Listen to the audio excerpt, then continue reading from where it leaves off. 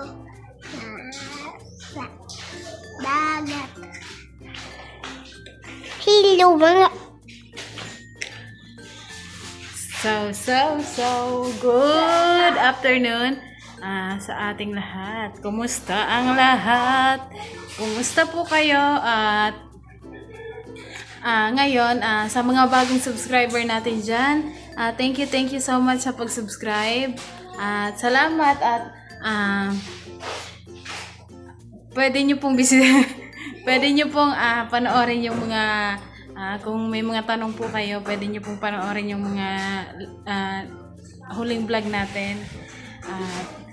May mga curious.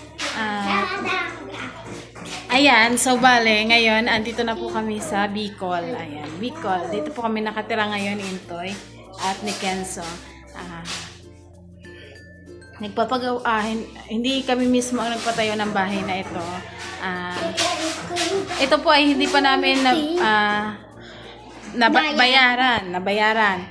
Ito po ay aming pinag-iipunan pa lamang. Sana lang sa darating na na susunod na next year, sana lang ay mabayaran natin na payag naman ang aking pinsan na habang nagpapaayos kami dito paunti-unti is mag-ipon ng pakonti-konti para sa dito nga po sa bahay. So, yan. Thank you so much sa mga new subscriber natin dyan. Kasi marami po akong nabasa sa comment na shout out Mika Intoy and Kenzo, new subscriber here. A friend ako ni ganyan na napanood ko kayo sa kaibigan ko, ganon. So, ayun, thank you so much sa lahat ng nag-recommend para panoorin yung mga vlogs namin. Thank you so much po sa inyo. So, ngayon, ang gagawin natin ay mag-house tour tayo. Mag-house tour tayo kahit hindi pa tapos yung bahay. Para naman, update din po ito dito sa aming bahay. Titingnan natin kung ano na yung mga nabago, at kung ano yung mga kailangan pang gawin, kung ano pa yung mga kulang at kung kailan gagawin. So ayun, tara, let's go. So ang unahin natin, kasi po itong bahay na ito ay hindi talaga to yung itsura niya nung una naming makita ni Intoy. Yung kwarto na yan, 2 kwarto, hindi po yan talaga siya kwarto, parang yan siya. Yung kwarto is dito. Itong sala, ito sala na to. Tapos ito ang talagang kwarto. Yan, tapos dito. Ito is sala, dapat yan. Sala ito, pero binago namin ni Intoy. So ngayon, dito tayo magsisimula. Ayan. So ayan siya. Meron na tayo ditong 2 bintana. Ayan, nakabitan na siya ng salamin. Tapos meron din ditong isa pa. Ayan, nakasing laki nun. Ayan.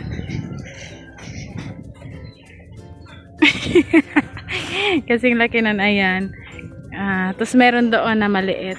Ayan, so bali 1, 2, 4 na bintana. 3 malaki at 1 maliit. So ngayon, pagpasok po natin ng bahay, ayan, pinto. Napakabitan na din natin siya ng main door, ayan. Tapos, ito yung sala. Yan po yung sala, ito. At iyang, na yan, papantayin po yan. Papantayin pa po yan, flooring na yan. Pasensya na po kayo sa mga hugasan kasi kakatapos lang po namin mag-budol fight. Ayan. Tapos ito po, may pinto na din yung 2 kwarto. Hindi pa lang siya na varnish. Kasi inaantay po yung pag mainit yung panahon kagaya nito. Ayan. Ayan.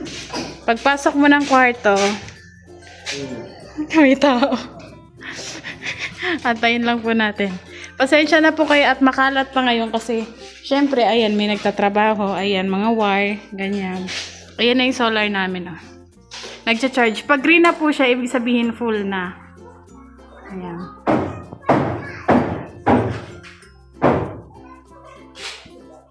Ayan. Pagpasok mo, ito po ay tinanggal po ni Intoy yung yung pati dito, yung doorknob niya kasi po hindi naman siya gumagana. Hindi siya malak.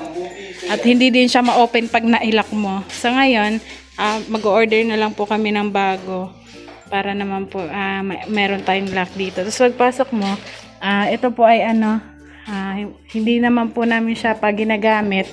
Kaya andito yung electric fan. Kasi wala pa naman po ditong kuryente. Tapos ito yung Dora box. Ayan. Tapos dito may mga dito mga gamit. So medyo makalat pa. Ayan. Paglabas natin ng kwarto. Ayan. Kwarto ulit dito na isa. Ito po yung tinutulugan namin. So ayan. Ito po yung may bintana din siya dito. Ayan. Binuksan para kahit pa paano pumasok yung hangin. Meron pa ditong banig kasi dito kami ni Kenzo minsan. Tapos intoy lang dito kasi nga po sobrang init. Ayan. Pero ito pong kwarto dito is meron po siyang doorknob. Ayan, ito sa lahat ng binili po naming doorknob. Ito lang po yung gumana. Kumbaga, ito lang siya yung maayos na kinabit. So, ito yung napakinabangan.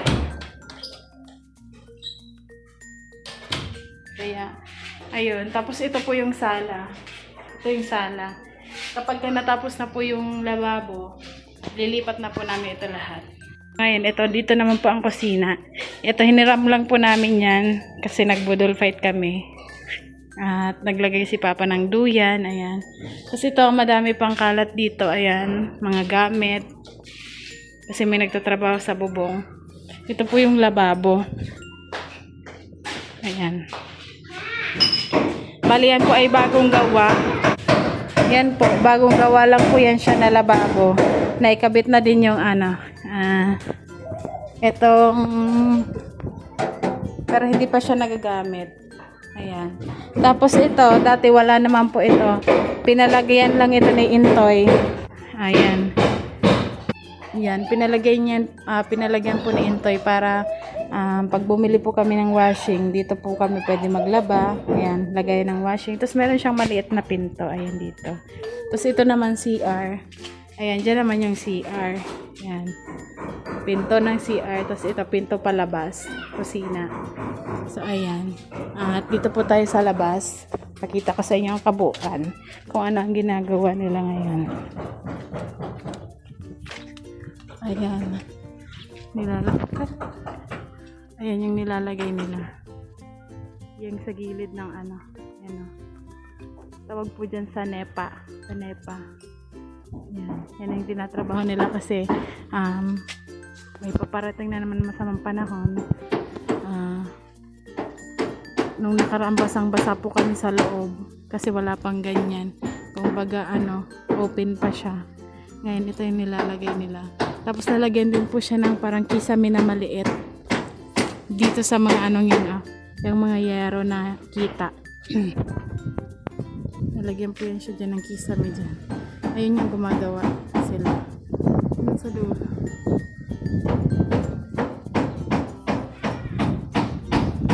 So yun. Tapos ngayon dito naman, ito yung click. Ito yung niya gilid. Yan kusina dito. Bintana. Para pag nagluluto syempre, lalabas yung usok. Ayan. Ayan si Kenzo. So, ayan. Para naman kapag ayos na, tapos may pintura na, mabalikan natin yung yung vlog, na ganito pa yung itsura ng bahay. Before and after. Para may pang before tayo. Ayan.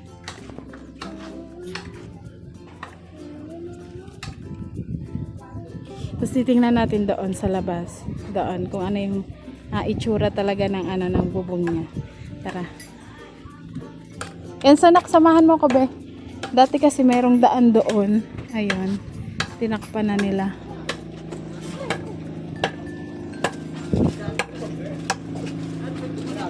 Kenzo, asa si Papa mo, be? Ayan, dito yan siya. Ito yung school ni Kenzo.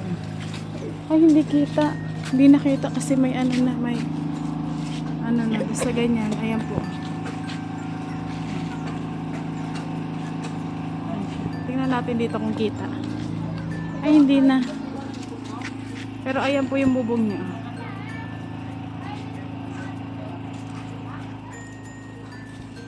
Dati may daan to dito.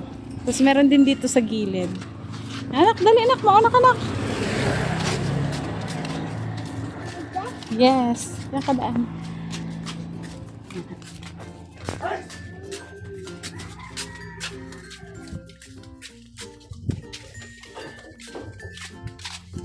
Ayan sila.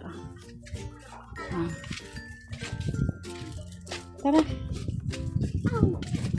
So ayun po ang aming munting house tour. At wala na kami talaga ditong, di ba, halos lahat. Kung baga hindi na ganun kalawak ang ang mga wala si Intoy. Kinaliligo. Nakligo ka dyan kay Papa mo, be. So ayan, madami tayong kapitbahay na halos lahat ay kamag-anak na namin Intoy. Namin pala, part ko. Yan. Yan yung bahay. Konting sipag pa. Sipag-sipag lang. Para mabuo ang ating Nakahanap tayo ng merienda. Ano to? Maruya ba to tayo? Dito siya. Basta saging siya.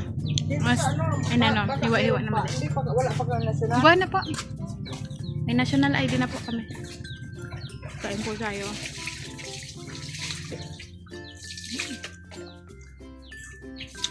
Alis kami ni Intoy. At dito naman po sa amin ay hindi pa makapag-upload. Kasi wala pa din kuryente. Walang signal. Bukas po. Baka bukas daw ay meron na.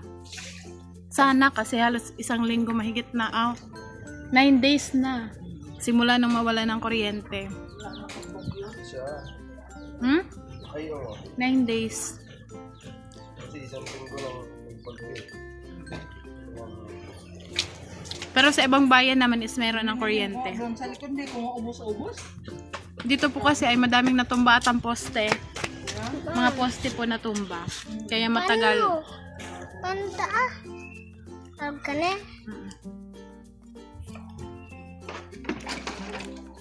Saro lang.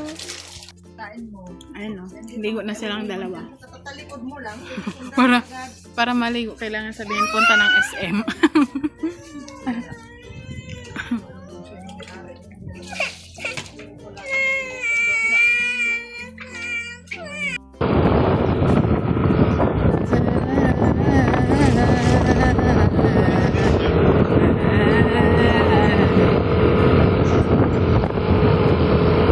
Ang ganda ng paligid. So ngayon po, ayun po ang aming house tour sa ngayon. nag-aayos ng mga Ayun po, nag-aayos yun ng linya ng kuryente. May rainbow, oh! Wow! Rainbow. wallet. Ha? So, ayun po ang aming house tour. Sana yung next house tour natin, maayos na yung bahay. Kumbaga may gamit na, mabuo na siya, may pintura na ganon. Yun yung susunod nating house tour. So ngayon papunta kami ni Intoy ng bayan para mag-upload. Siyempre, mag-upload tayo ng vlog. Dito kami palagi pumadaan sa may Mount Isarog kasi ang ganda ng Isarog. Diba tayo? Yes, kaso natatapunan ngayon. Natapunan siya na ulap. Ang lamig ng hangin. Sige, so doon kila mama. Bili na rin tayo ulam, ma. Bili din kami ng ulam for tonight. Hapon na po kami nakapag-upload kasi hapon. Hapon na po kami nakapag-upload. Kasi busy. Na-busy si Intoy doon sa taas ng sa bubong. Kapag hindi yun, dalawa lang, kailangan lang. Kailangan matulungan niya yung nandun nagtatrabaho kasi mahirap yung ginawa nila ngayon na toy. Mabigat. Tingnan nyo po yung mga puno, halatang inano ng bagyo. So ayan, balik. Balikan namin kayo maya-maya kapag kami ay nakarating na ng bayan kasi baka sobrang lakas ng hangin. Hindi nyo naman ulit marinig yung mga sinasabi namin. Kagaya nung nakaraan doon sa tabing dagat. Ayan, balikan po namin kayo. So, ayan guys. Andito na po kami sa sa bayan. Ito yung Dito kami sa bahay. may pure gold. Ayan, pure gold yan. Gold na Kalabang. Kalabanga. Shout out po sa lahat ng mga taga Kalabanga, Camarines Sur. Ayan. Kami ay nag-upload dito ngayon Opo. dahil dito ngayon ay malakas Oo. ang internet. Malakas ang internet. Akala ko ang Malakas ang internet dito. Kaya dito kami pumupunta. Minsan doon sa may 7-Eleven. Malakas din doon. Di pa naka-upload na ba tayo doon? Upload na tayo doon 7-Eleven. Pero ngayon may hina doon. Mas malakas doon dito. Kaya pagpasensyahan niyo na po kung anong oras na po kami palagi nakakapag-upload kasi ang aming internet ang aming signal po ay hindi siya stable. Pawala-wala. Yun, buti nga po hindi na kami sa Naga nakakapunta para mag-upload kasi meron na dito ng signal na. Ayun. Ayun, so hindi kami, hapon na lang kami nakakapag-upload dahil yun, sa cellphone, kailangan i-charge sa umaga. Tsaka ang bilis malubot ng cellphone kapag sa solar charge, no? No? Oo, ang bilis malubot itong cellphone natin. Hindi, nasasabi mo lang yan na mabilis siya Kasi walang kasi kuryente. walang kuryente. Pagka may kuryente kasi, pagka nalobat, parang okay lang kasi may charge mo siya kaagad. Parang ganun. Tsaka hindi pa ako maabot ng nagsa-shutdown. Hindi pa nagsa-shutdown, Sina-charge. charge na. Kaya sabi mo, So ayun, kanina kasi 'di ba nung nag-house tour tayo si Intoy ay natutulog, inaantok. Tapos ngayon di ako na lang anong masasabi mo doon Toy? sa Yung House tour? Ayun, sana, kagaya ng sinabi ni Nika, sana pag nag-house tour tayo ulit ay okay na ang bahay. Wala nang kalat at okay na po. Masasabi namin na maganda na yung bahay. Kahit simple lang, basta maganda tingnan. Yan. Masaya na kami doon. At least sariling bahay. Hindi ka mangungupahan. Ang babayaran mo lang ay kuryente. Hindi pa ganun kamahal. Tubig, kapag nagpakabit ka ng tubig, babayad ka din. Pagkain. So ayun, masaya kami para dun sa bahay. At alam namin na maraming natutuwa, maraming masaya sa panibagong achievement na Intoy Nika. Adventure. Adventure. Ito ang adventure. Siyempre kasama namin si Quezon. Queso dyan. Yes. At siyempre kayo din. Kasi hindi namin mabubuo yung mga ganyan kung Wala ang suporta nyo. Right? Ito po, itong achievement natin kasi sama-sama tayo naka-achieve nito. Ito po ay hindi po namin ipinagmamayabang ni Intoy. Ito po ay aming ipinagmamalaki. Yes po. Kasi ito ay bunga ng ating paghihirap, pagsisikap na na makamit kung ano man yung meron tayo ngayon ay hindi po madali ang aming pinagdaanan ni Intoy kung paano namin nakuha yung ganto. Sobrang dami namin pinagdaanan ni Intoy simula't simula. Ayun. Bago kami nakarating sa ganto. Sa gantong pagkakataon, gantong sitwasyon. Thank you na lang kasi nandyan kayo. Na kung ano man yung pagsubok na pinagdaanan namin ni Intoy, andyan kayo, nagtitiwala kayo sa amin. At salamat po sa lahat na nagtitiwala sa amin. Yung naiintindihan kami, thank you so much. Apo. Yun, basta tuloy-tuloy lang tayo. Kung ano man ang mga negatibo, komento, hayaan na natin sila. At hindi ko maano yung damdamin nila kasi May iba-iba. Iba-iba ang bawat nararamdaman ng isang tao. So, kung yun ang nararamdaman nila, wala akong magagawa doon. Basta alam natin sa sarili natin kung anong ginagawa natin. At hanggat wala tayong ginagawang masama, ay tuloy-tuloy lang tayo. Ang importante, andun yung pagsusumikap At syempre, panalangin na sana pagdating ng araw ay magtagumpay tayo sa ganitong larangan.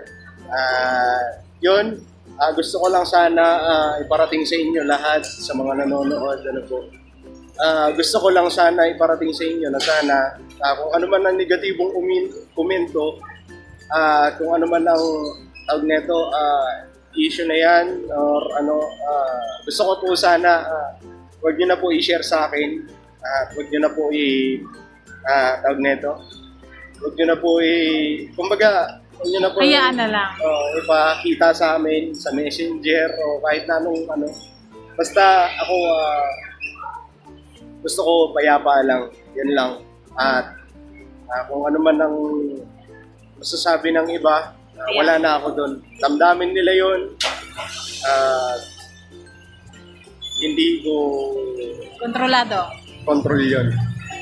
Pero doon po sa concern naman, sasabi ko lang doon sa sinabi ni Intoy na para may peace of mind tayo, alam ko naman po na yun din yung gusto nyo, na wala tayong iniisip na ika-stress natin. Yung puro happy lang tayo, puro kung ano lang yung takbo ng buhay natin, yun lang. Huwag na natin problemahin, huwag na natin stressin yung mga sarili natin. Mag-focus po tayo doon sa masasayang bagay na yung mga wala naman, kumbaga yung mga taong hindi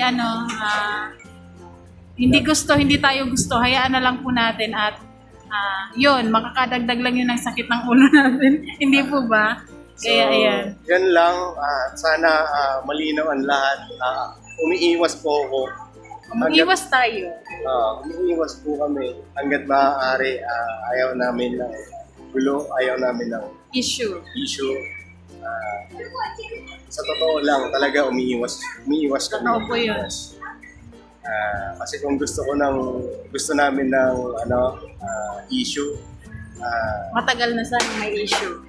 basta yun lang. Yun lang po, ito pala, bago tayo mag-outro, yung pagsusumikap, tungkol dito, ito po kasi ang parang main topic natin dito is yung pagsusumikap, no? Ikaw, kahit para sa amin, para sa akin, kahit anong tulong yung ibigay mo sa isang tao, kapag hindi naman nagsumikap, wala ding mangyayari sa tulong na ibinigay mo. Tama po, di ba? Na kahit anong tulong man ang ibigay ng isang tao sa'yo, kung hindi ka naman magsusumikap sa sarili mo, wala ding kwenta yung tulong na ibinigay sa'yo, no? Kaya yun, sabi natin, no hate, just love. Thank you so much. Thank you po. I love you all. Thank you. Sense Vlog. See you next.